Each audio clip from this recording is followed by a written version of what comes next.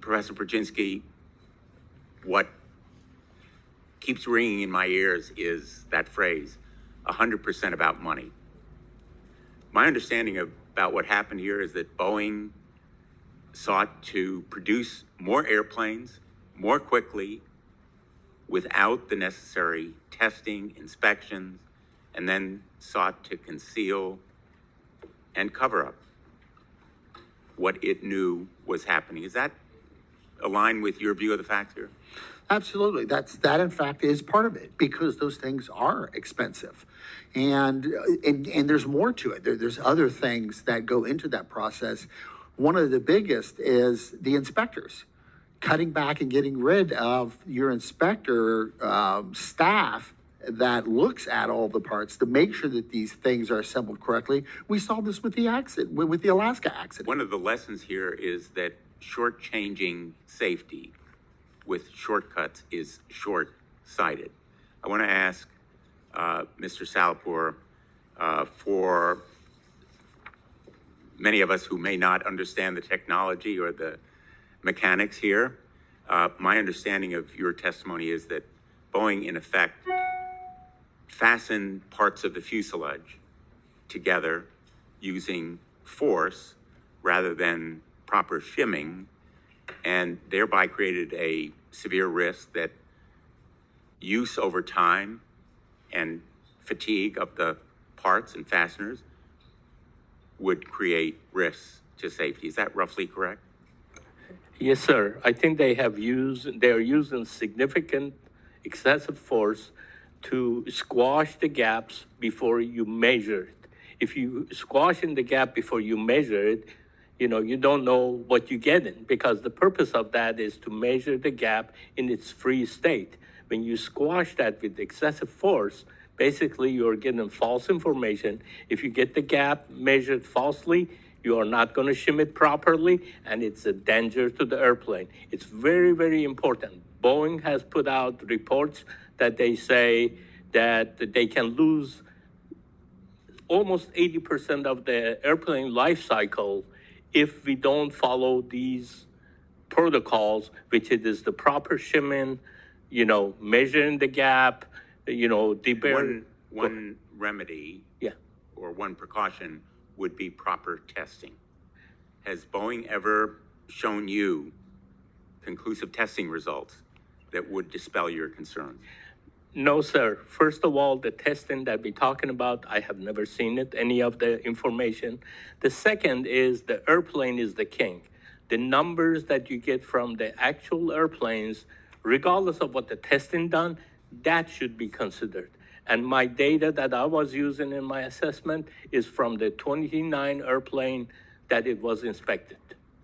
Mr. Pearson and Mr. Jacobson, you have very extensive experience with Boeing, as well as air safety. Do the allegations that Mr. Salapur has brought to our attention surprise you in light of your experience?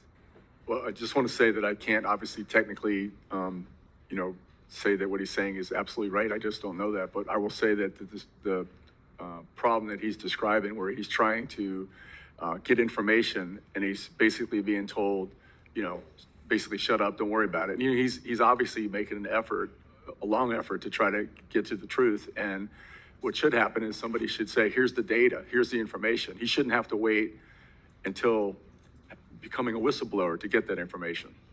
Mr. Jacobson, you worked at the FAA for quite a while.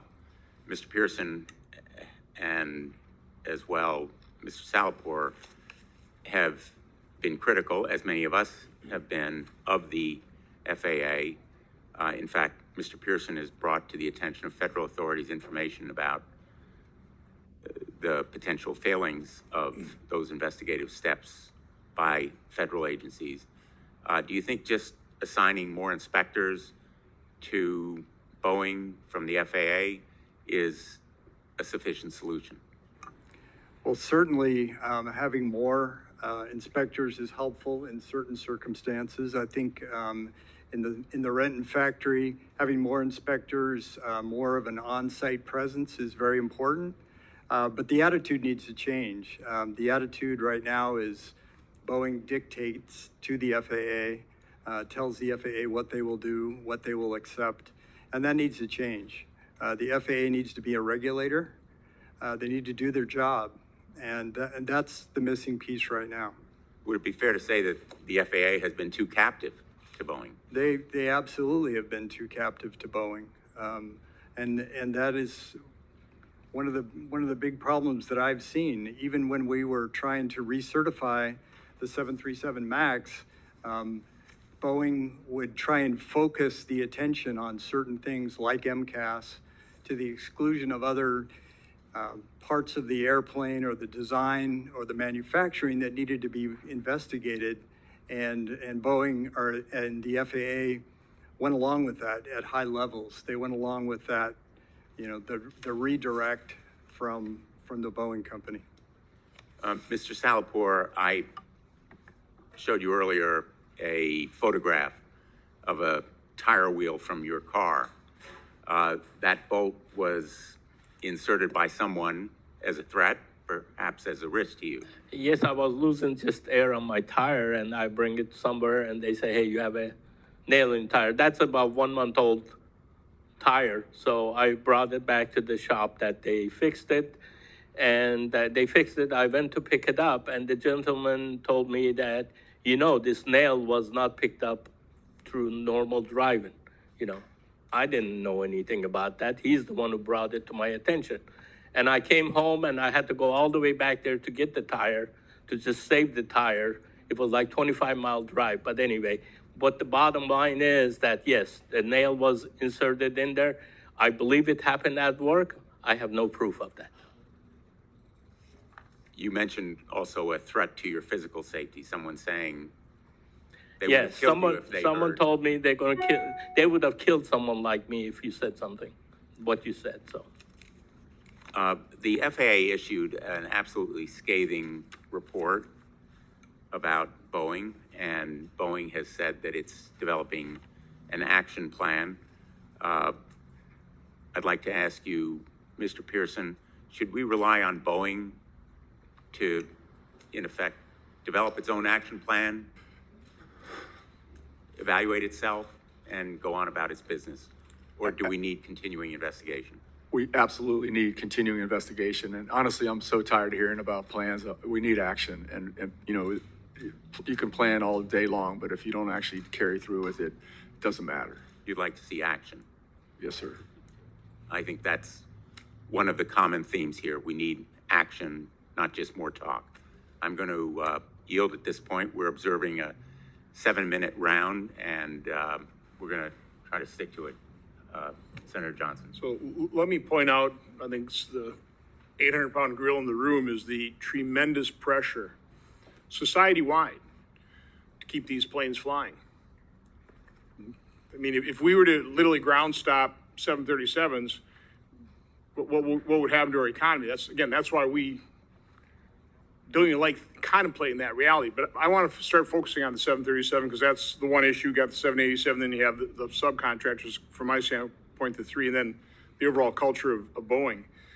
But there's a discrepancy between our two witnesses here. Mr. Pearson, you were saying that it was a manufacturing defect, and Mr. Jacobson, you're focusing on the MCAS, which is what the public was all told.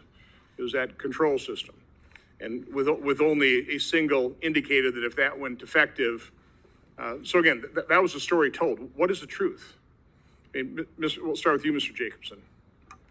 Well, the truth is it's more than one thing, right? It's the entire system. You have to look at manufacturing. You have to look at also at the design. Since the MAX has gone back into service, this is the list of manufacturing. These are unsafe conditions that are identified by the FAA in the manufacturing area. Engine anti-ice, exhaust duct fasteners, compromised seal and adhesion within the center fuel tank, loose bolts in the rudder assembly, stuck rudder pedals, misinstalled electrical wire bundles in the wing spoilers, and then of course the door blowout was also a manufacturing defect. So we have a long list of unsafe conditions from manufacturing defects. We also have a long list, equally long list of design defects. So what that tells me is it's a company-wide problem. It's not. So the focused. MAX was taken out of service for how long? It Quite was some out- time, right? 20 months. 20 months. And again, the public, I was certainly hoping, assuming that 20 months, they were able to correct those defects, that they did install more of the indicators, right? So they somewhat fixed that problem. I mean, are all these other problems completely unaddressed, not fixed? There were many problems that were unaddressed. The crew alerting system is the big one. That one was not addressed. That contributed to the crashes. The pilots had a lot of false indications going off, which delays their response, and they're trying to figure out what's going on. In the meantime, the stabilizer is running and the nose is running down. So it's a combination of things that need to be addressed. What the pilots had to say about this? I mean, one of my things that comfort me is that, pilots are concerned about safety. They do some safety checks even before they get on the airplane, but they're the ones that have to fly these things. What do pilots have to say about the 737 MAX right now? Well, I've heard some reports. Dennis Tazier has been very vocal. He's an American Airlines MAX pilot.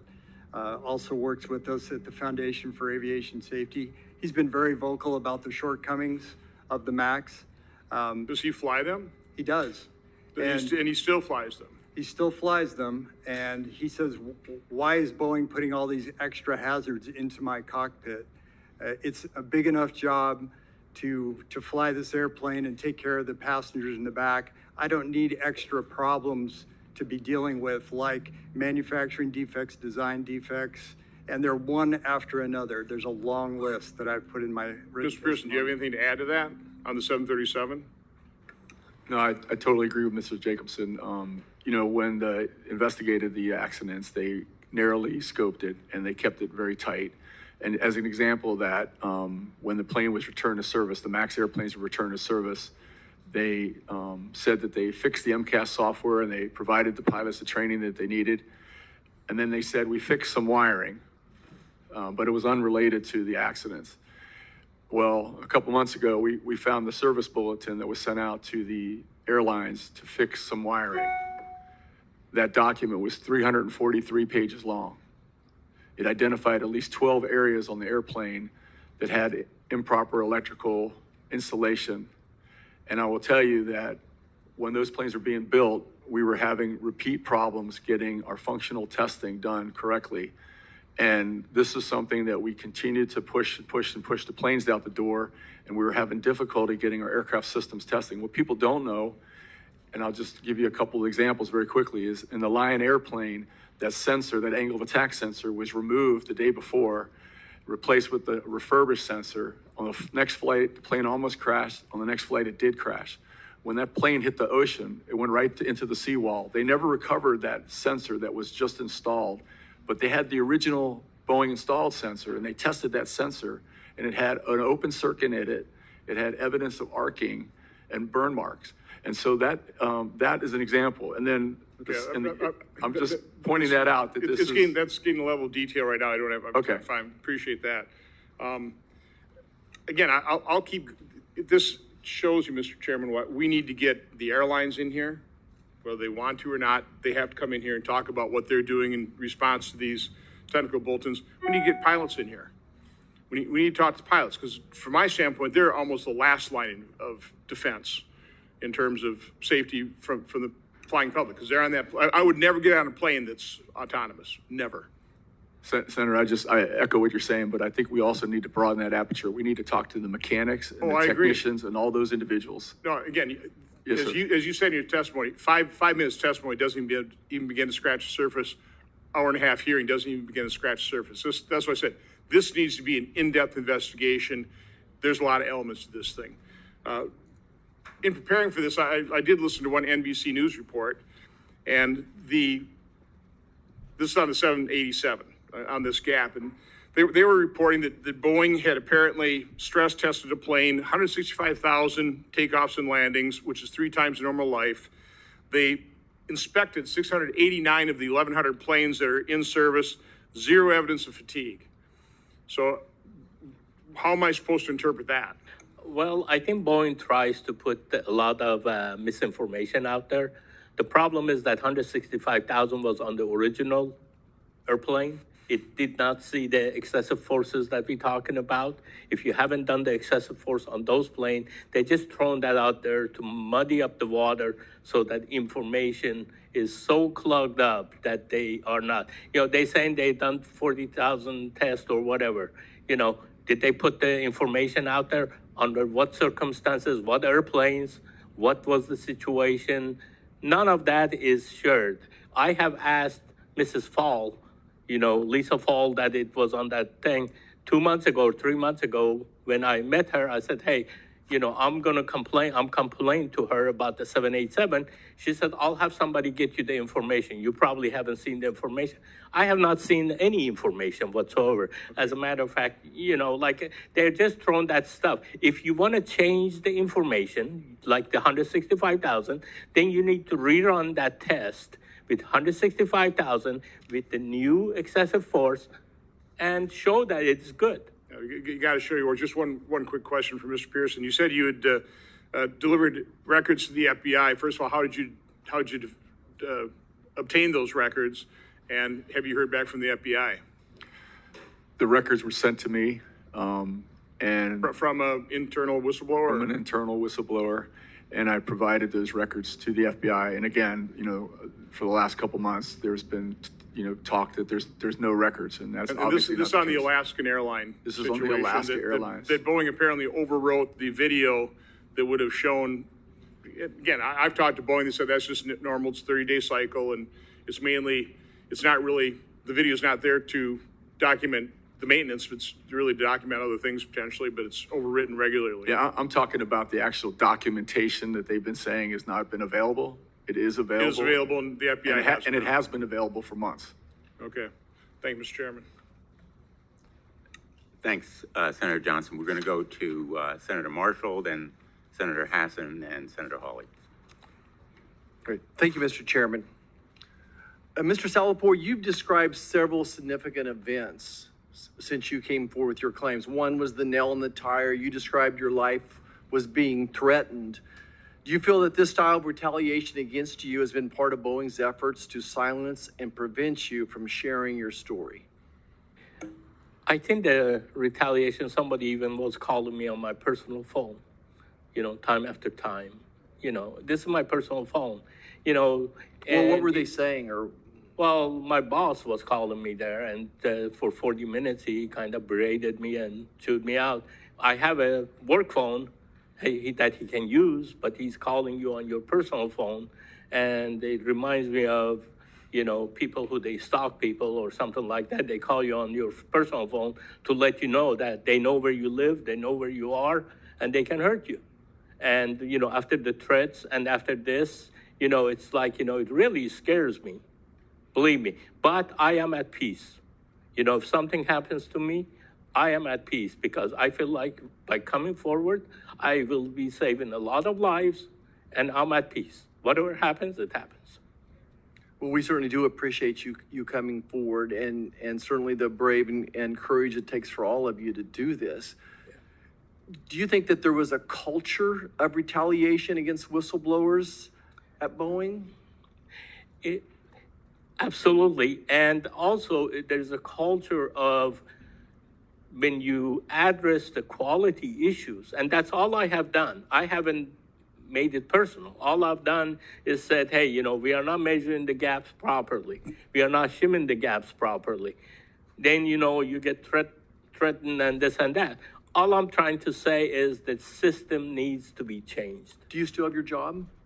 I have my job. The only reason I have my job because I had my attorneys. We filed for the whistleblower system before I spoke up this time. What's it like when you go back to work? Well, last time, if you can think of it, I went to a meeting on the 777, and I brought up my concern in that meeting to say that the way we build in that airplane, it does not correlate to what the design of the airplane is. Because of that, we are resulting in a lot of misfares, misfares and a lot of problems. after 300 plus airplanes, we should be able to make that airplane. And my boss sent somebody to the meeting, pulled me out of the meeting, and called me on the phone and says, I throw the person under the bus by asking the question, what are we doing to make our design compatible with our build system to overcome these, mislocated holes and this and that. And then he says, what was my intention? And really berated me. And a week later, he was going to talk about that again. I thought, it's resolved, but a week later, he was talking to me about that. Why should you even be prosecuted for something that, all you're doing is saying, hey, the design that we used to have, we went to determinate assembly, it's not working. What can we do? Have you guys thought about anything to bring that so that they are compatible? So your intention was to build a safe airplane? Absolutely. Yeah. Not with force. I want to try to understand this. Okay. The diagram that you all Yeah. supplied us, this is a Boeing 787. Yes. And you're talking about where these joints come together. Yes, I'm talking about the one on the most forward between, right there, and one in the aft. That's a 4143, no, the one this way. This yeah, one, right. between that that one. and the nose. That's a 4143, it's a major joint, and then one on the aft. So end. instead of shimming them, they're basically just using force to bring them together, and you're Absolutely. concerned that it hurts the composite. Well, And- it just violates every one of our common practices. Because you don't force stuff together, because when you force stuff together, you increase the stress concentration on that. If you think of a paper clip, if you bend it back and forth, after a little while it breaks. Yeah, speaking of action, that's what I want to talk next about is action. I'm not sure if any of you are familiar with NIAR at Wichita State University, the National Institute of Aviation Research. They specialize in aerospace R&D, including composite advanced materials, and they do wind tunnel testing, where they would take an entire wing, an entire fuselage from a plane like this and stress test it. Mr. Jacobson, do you feel like that type of stress? I want to get we have different opinions, but that's where I would have confidence, and America would have confidence if there was stress testing, take some of these randomly and do that stress testing, or maybe it's already been done, I don't know. Well, I'm not a structure specialist, so I can't really comment on the details of any of those sort of, hypotheticals.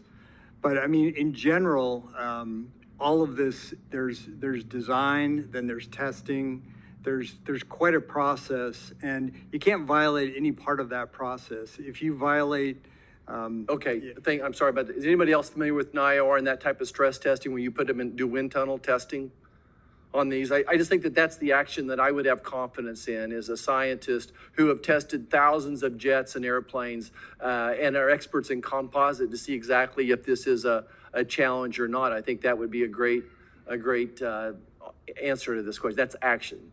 Go ahead, Mr. Salvatore. One thing that I want to, the issue that we're talking about is pressurizing the fuselage from the inside. Okay. When you pressurize and depressurize, basically, that's, we call a flight cycle. Every time you go up and you come down, that's one flight cycle. I'm sure that we can reproduce that at NIAR. So I think it's a great Yeah. point, though. And lastly, my last question is, it feels like the FAA and the DOT has dropped the ball as well here, though. Mr. Pearson, go ahead. And then this is the action. I'm sorry, it was the DOT and the FAA. Yeah, 100%. I mean, people don't understand the FAA is a subordinate agency to the Department of Transportation. And as the FAA has been struggling with revolving leadership and everything else, there's been numerous opportunities for the Department of Transportation to get involved and engaged. And what we've seen from them is nothing. They just kind of are on the sidelines. So to me, the action would be to ask the staff to sit down with the FAA and the DOT and the people and some type of report. We can't bring them in here for another 6-hour hearing, but I would love to see a little bit more report on how they would defend themselves. Thank you, Mr. Chairman. Senator, if I could just add, I'm sorry, I didn't interrupt, but we met with the head of the FAA and the deputy of Secretary of Transportation in March 8th. Our foundation did, and we met with them and we went through 35 problems, and we made recommendations to each one, and we said we offered to assist whatever we could because we want them to be successful. But they need to get in the game, is all I can tell you. Thank you. Thank you, Senator Marshall. I might just point out, we've been in touch with the FAA. We hope that they will appear at a hearing as well. And they've issued a scathing report detailing the findings of an expert panel review of Boeing's management practices. The panel found, for example, quote, a lack of awareness of safety-related metrics at all levels of the organization, end quote. So I'm hoping that the FAA will be cooperative and aggressive in our continuing investigation as well. Senator Hassan. Well, thank you very much, Chair Blumenthal and Ranking Member Johnson, for holding the hearing today. Thank you to all of our witnesses for appearing today, as well as your commitment to aviation safety and protecting the public. To Chris and Clarice Moore, thank you for being here. I am so sorry for your loss. The picture of your daughter is a reminder of the reason we're here today and why aviation safety is so important. So thank you for being here. And to Mr. Salapur, you mentioned in your testimony, as I understand it, that the Challenger disaster was a wake-up call and an example of why safety is so important. The teacher who was lost in that disaster was Krista McAuliffe from Concord, New Hampshire, and her loss is still felt today, as is her example. So thank you for invoking her memory today. And I wanted to start with a question to you, Mr. Salapur, and apologies if some of this has been covered because we are in and out, but as a whistleblower, you raised two safety concerns regarding quality controls during the manufacturing and assembly process. Can you describe the internal Boeing culture around reporting safety and quality concerns? Right now, basically, I have very, negative attitude towards the quality concern. When I bring something to my boss to say, we have problems with this, and he prevents me from even documenting and prevents me from even sending the information to the SMEs, the subject matter experts, to me, that's a problem. A quality manager telling you not to write your concerns and not to send it to the the subject matter expert to just, let's say, I don't know for sure, they close a gap of like 3/4 of an inch without shim.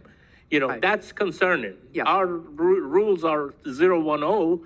So I said, I want to write that. Well, don't send it. So not only were you discouraged and really told not to document it, what's your impression of how comfortable other Boeing personnel are with raising their concerns to management, both before and after you came forward? Well, I think it's very negative. It's really, they think that, like we had situation where they had debris in the gap, yep. And my friend put some inspections in there, and the boss was telling him that, are you trying to stop the production? Those are significant problems that, if you don't inspect, you have to inspect to get a good quality airplanes out. Right. And what I'm trying to say is the attitude at Boeing from the highest level is just to push the defective parts regardless of what it is, unfortunately. So what you're really saying is from the top down, people are discouraged from coming forward. And so people are quite reluctant to come forward in this culture. Absolutely. And, the fact that I asked for the data from, I complained to Mrs. Fall, and she said she'll have somebody send me the information on 787. To this date, I haven't received any. Okay. So another question for you, sir. In 2020, Congress reformed safety and certification requirements for aircraft manufacturers following the 737 MAX disasters. What was your experience with how those reforms were implemented and whether Boeing appropriately followed them? My personal opinion, from what I've seen from bottom up, it's been nothing. Okay.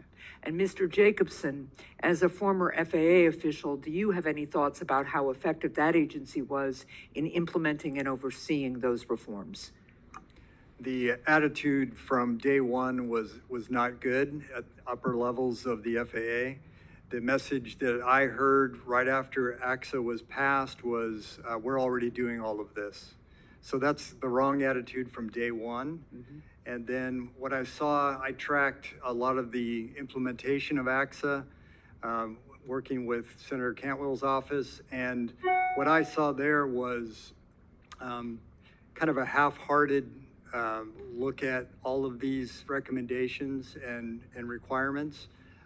They tended to lump them all together. Yeah. And called them work streams and said, we've got that covered. That's in this work stream or that work stream. And instead of taking each individual provision very seriously and attacking them, that was not the attitude. Thank you. This is a question to both Mr. Pearson and then again to Mr. Jacobson. You both raised concerns about the 737 MAX, one of you directly with Boeing and the other with the FAA. Given the safety failures that have led us to this hearing, how can Congress better empower whistleblowers, protect them from retaliation, and reestablish a willing adherence to safety standards? So we'll start with you, Mr. Pearson. As I said, Senator, we really shouldn't have to rely on whistleblowers. But with that said, I think that all these programs need to have much more oversight, because what happens, for example, right now, if a Boeing employee wants to submit a whistleblower report to the FAA, they submit a hotline report, and those hotline reports go in, and then it could take months potentially for them to investigate it. And sometimes we've been told that employees don't really know what happened. And so I think that there's a lot more, it needs to be a lot more attention. And again, I think what we need to talk about is leadership at all levels, not just at the senior leader level, but even at the very frontline level. We need to treat people with respect, and we need to value these employees. And I think that will help a long way. I think we're not providing enough training to these employees. I know that in the factory, and we're putting individuals in responsible jobs, and they need a lot more training. And I think that will help a long way preventing having to use whistleblowers. Thank you, Mr. Jacobson. Yeah, I'm hopeful that Mr. Whitaker, the new FAA administrator, will really take on the challenge of changing the culture at the FAA so that FAA is back to doing their job as a regulator. If they just rubber stamp everything that the manufacturers do, then it's really, they're not doing anything useful. And so we need to get back to them doing a useful job as regulators. Thank you for that. And Dr. Prushnicki, I have a question for you, but I am out of time, so I will submit it for the record. I'm just really looking for your recommendations about how to eliminate these grave safety risks. So we'll submit that for the record. Thank you. Thanks, Senator Hassan. Senator Hawley. Thank you very much, Mr. Chairman. Thanks for convening this hearing. Thanks to each of the witnesses for being here. Mr. Salapore, let me just start with you. I just want to back up and make sure I understand your testimony, because it seems extraordinary to me. And I'm reading the letters that you submitted from your attorney when you first contacted the FAA, when you contacted the committee. So my understanding is you worked on both the 787 and the 7777, correct? Yes, sir. And you identified major safety concerns with both of these lines, yes, sir. And you identified these to your superiors. Yes, sir. I have written many memos time after time that we can provide. Over a period of years, I think. Yeah, this is like 3 years. For the 787, it's been 3 years of effort. And so your concerns, who knew about your concerns? How far up the chain do you know that they went? I have gone as high as Mark Stockton and Lisa Fall, who's the vice president. The vice president of the company? Yeah. So they were and are aware of these major safety concerns. And this is what you do for a living. I mean, you're an engineer, right? I mean, I'm an engineer. I went to quality about 3-4 years ago. And when you put your quality hat, we are the eyes and ears of the public for the safety of the airplane. That's how I feel about our job.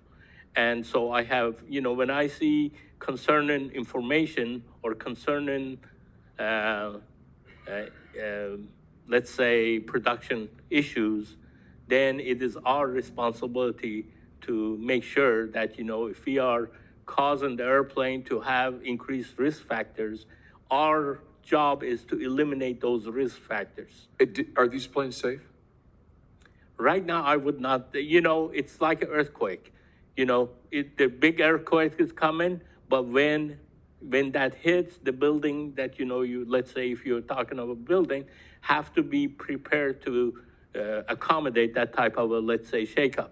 It has to be built properly. Right now, from what I've seen, the airplanes are not being built per spec and per requirement. So your testimony is the 787 line and the 777, the 777 line are you think are not? Well, not safe. they are doing stuff that increases the risk factors. Okay, when you increase the risk factors, it's not just one. You are doing stress concentrations. That those stress concentrations, like breaking a paper clip, you do it once or twice, it doesn't break, but it breaks at some time. As the plane gets older, all of these things that you took. You said it's not a safety issue, it becomes a safety issue. And the company's response to you was to threaten you?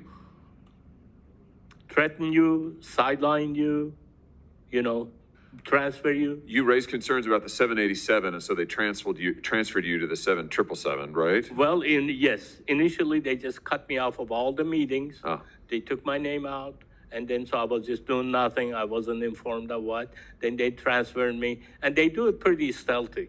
Oh, we have a job over here. We want you to go over there. So they move you down there, and I come from like 40 years of engineering background. So when I see, and I've taken a lot of stress classes, even though I'm not a specialist on that, but when there's a problematic area that you see, you can recognize. So I just want to make sure I got the sequence right. So you raise these concerns, you get on the 787, you get transferred over to the 777, you raise the concerns there.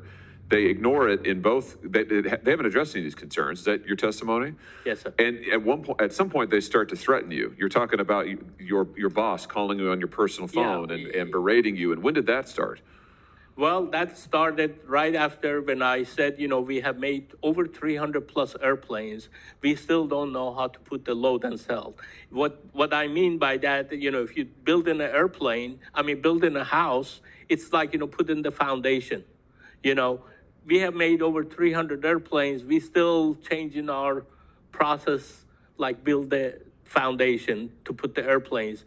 We are struggling with that because they have changed the process from stable to unstable situation. They're not building the same datums that we were building. So you're causing your own problem, but you don't want to admit it. Just force fit the problem, force fit the misaligned holes and everything else and move on. And that's what they have been doing. And that's what I have brought up to their attention. I told my boss that I said in the report, I said, we have made 300 plus airplanes. That should have been more than adequate for us to resolve these things. All the problems that we've had, we put Band-Aid over Band-Aid to resolve the problems, and Band-Aid over Band-Aid doesn't cover it. Maybe we need to consider some engineering fundamentals with a little bit of GD&T to figure out what the problem is.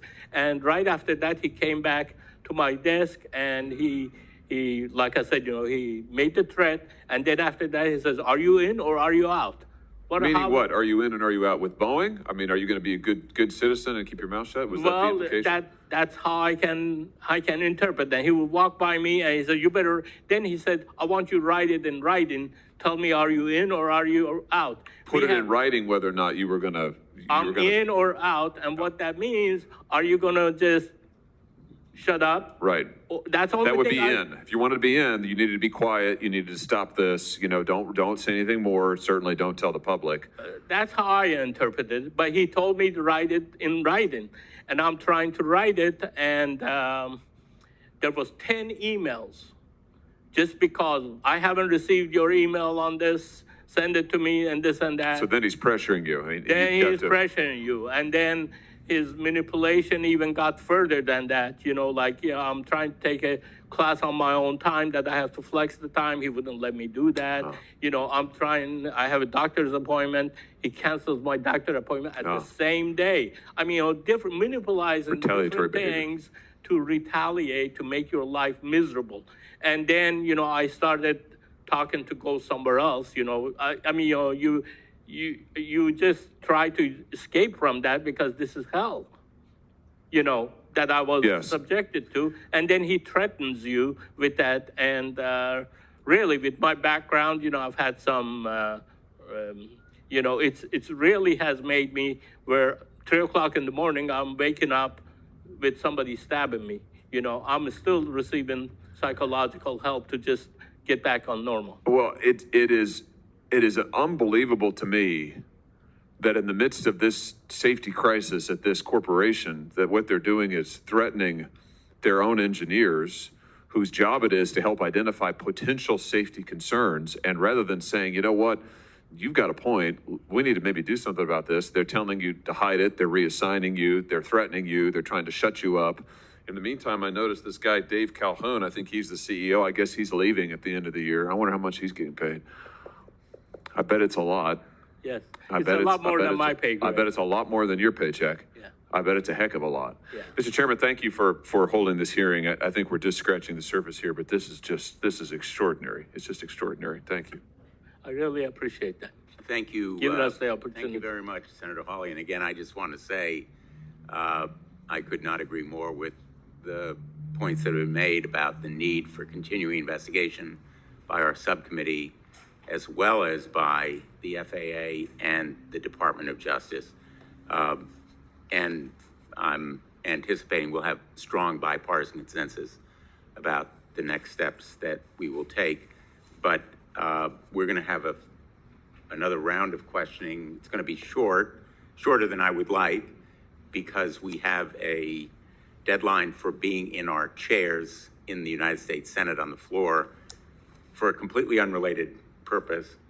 But I want to kind of begin where Senator Hawley ended. Mr.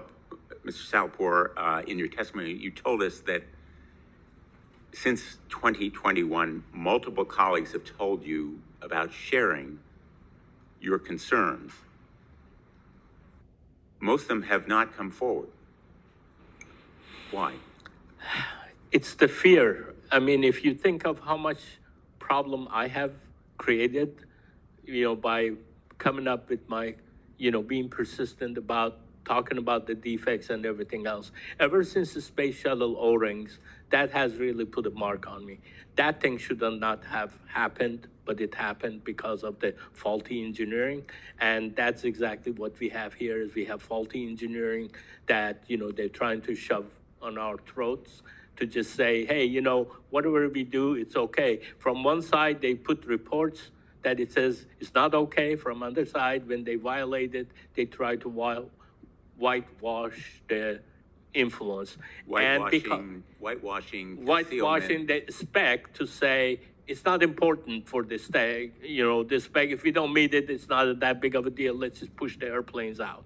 And then the attitude of the people for, like I said, not being receptive, because of the threats or anything else. That's because of that people haven't come forward. You've been very careful in the way that you have phrased the potential danger here. You've talked about the increased risk. Yes.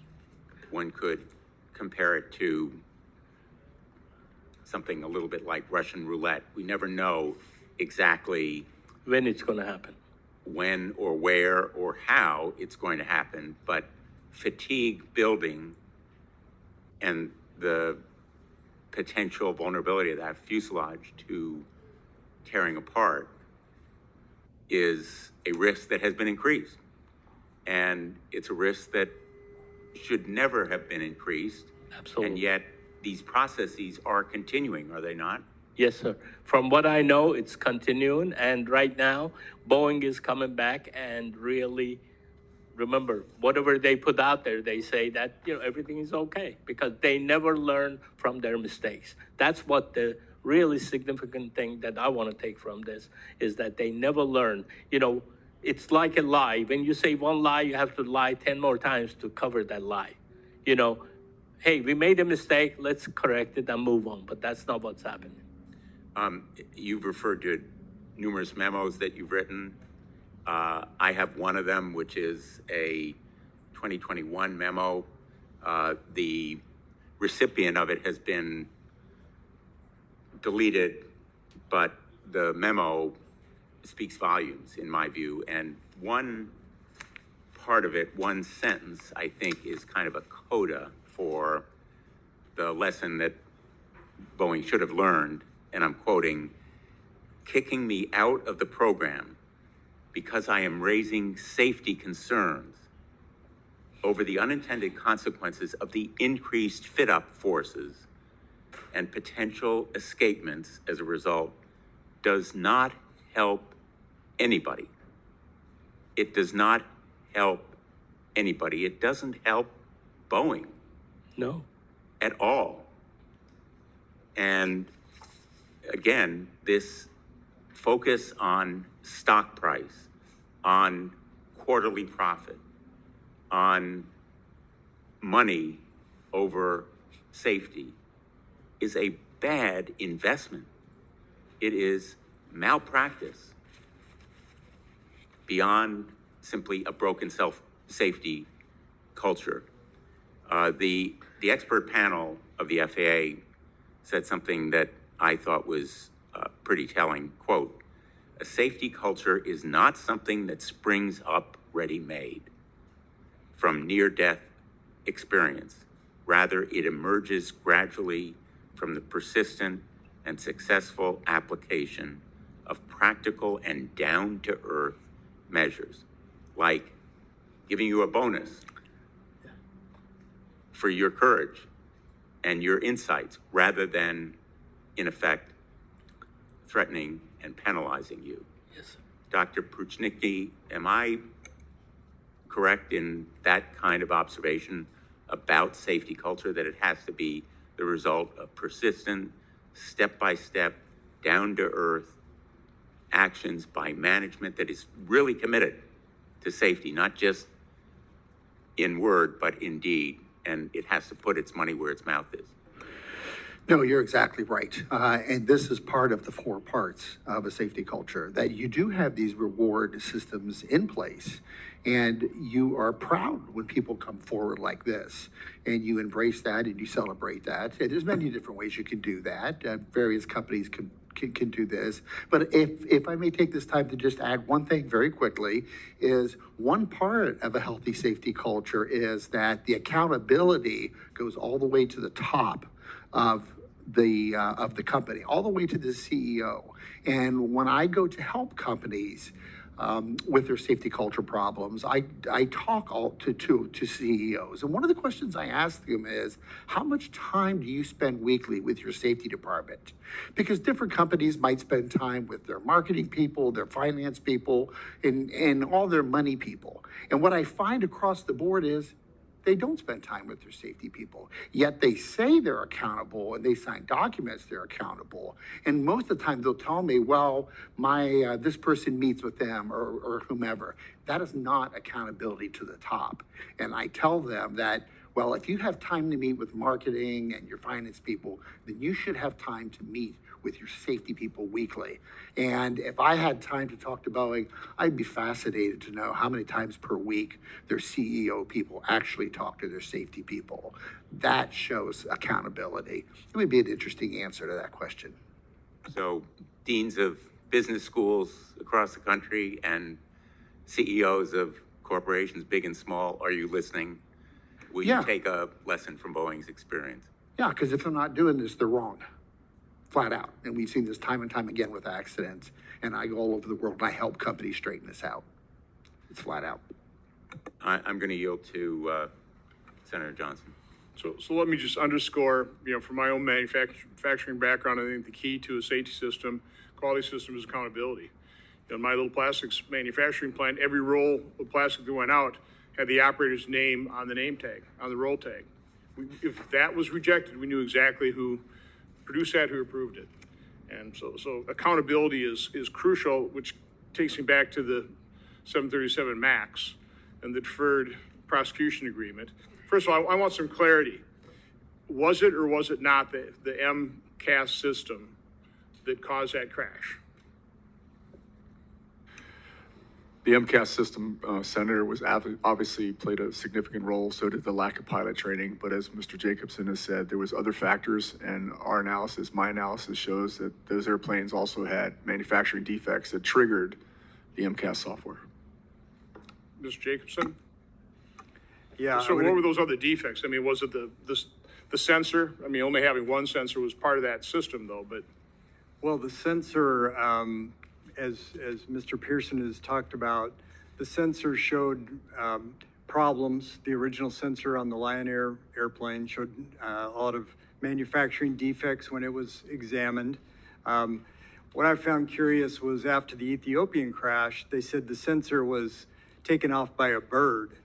They had no evidence for that, none whatsoever, but they concluded that it was the bird that did it. And so I think it's much more plausible and likely that it was a electrical fault of some sort, either arcing or something like that. So of all the troubling testimony that I've read here leading up to this hearing and what I've heard here today, probably the most troubling is the fact that Boeing did not notify regulators of this significant change in the MCAS system. I mean, would you agree with that? I would. I think both crashes would not have happened if they've been fully transparent and forthcoming with the design. So we come back to accountability. Yes. Has anybody been held accountable for concealing that from the FAA? I mean, 300 some lives were lost. And again, my condolences to those family members of those lives were lost. This was beyond negligence. This is an overt act. And nobody has been held accountable in any way, shape, or form, financially, losing their job, criminally held liable. Look, we've been dancing around an issue here that, quite frankly, being a systems engineer, I design a lot of automation and the interaction between human and automation. And what they did is quite obvious. They snuck the MCAS system through the certification process. Period. It's that simple. But they did that over money, sir. Is that or was that criminal? Again, I'm not a lawyer. I'm not a prosecutor. Is that criminal? Do we have laws on the books? I can't answer that type of what's the right word? Not evasion. I mean, was that criminal behavior? Should somebody been held liable criminally? I can't answer if that's criminal, but as a cognitive engineer, I can tell, and I know how the certification process works, and I know how this accident works. They snuck it through the process, and it was all about money. It was all about getting those airplanes to Southwest, and it was all about money, and that's why those people died. Has the deferred prosecution agreement been made public, or is that sealed? I'm not aware if it's been made or not. It has been made public, Senator, and it's an absolute, probably the most embarrassing thing in my career I've seen is how those families were treated. And that deferred prosecution agreement should never have happened. It was absolutely criminal that they did that. It was just heart-wrenching. So who's in charge of that deferred prosecution? Who agreed to that? That's the Department of Justice. Let me just intervene, since I am a former United States attorney and a federal prosecutor. The Department of Justice deferred prosecution agreement is public. In fact, I was very critical of it at the time it was reached. And I've urged since then that the Department of Justice investigate whether in fact it has been violated. And I think the ranking member raises a very pertinent and important question. Mr. Pearson has raised it as well.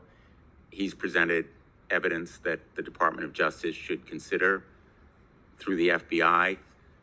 We have brought to the Department of Justice's attention evidence that should be considered. They're going to have to make a judgment. We can't because we're not prosecutors.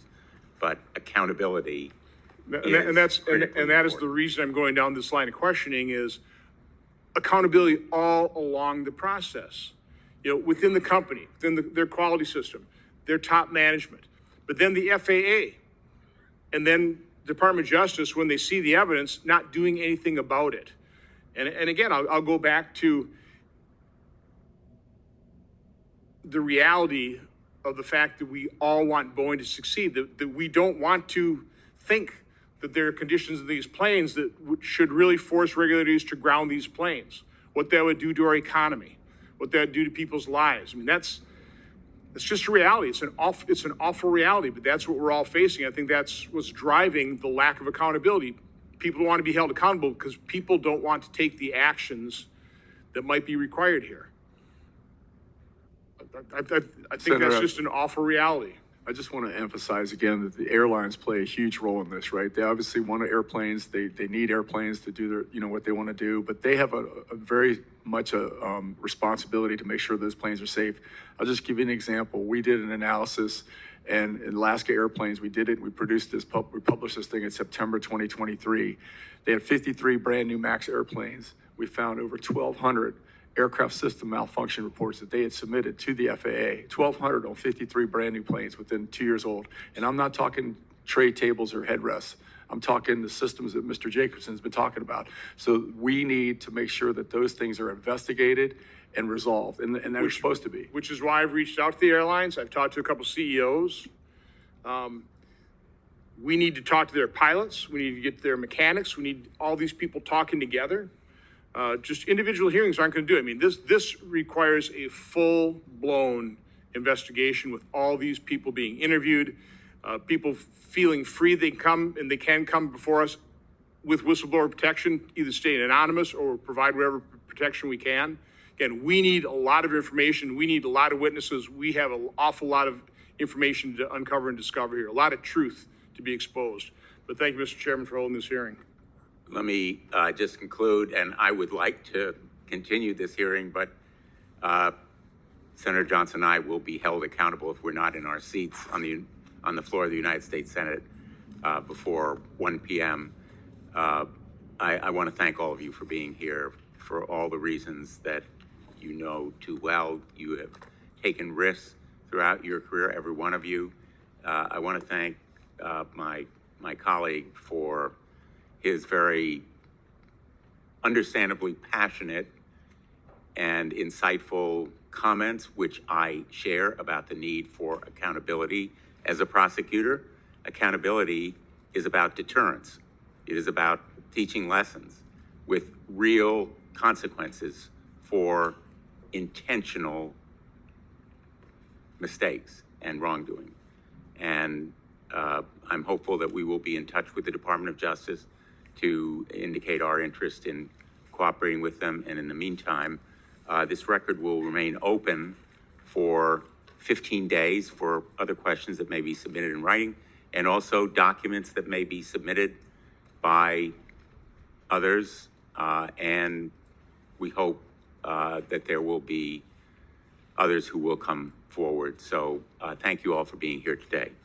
This hearing is adjourned.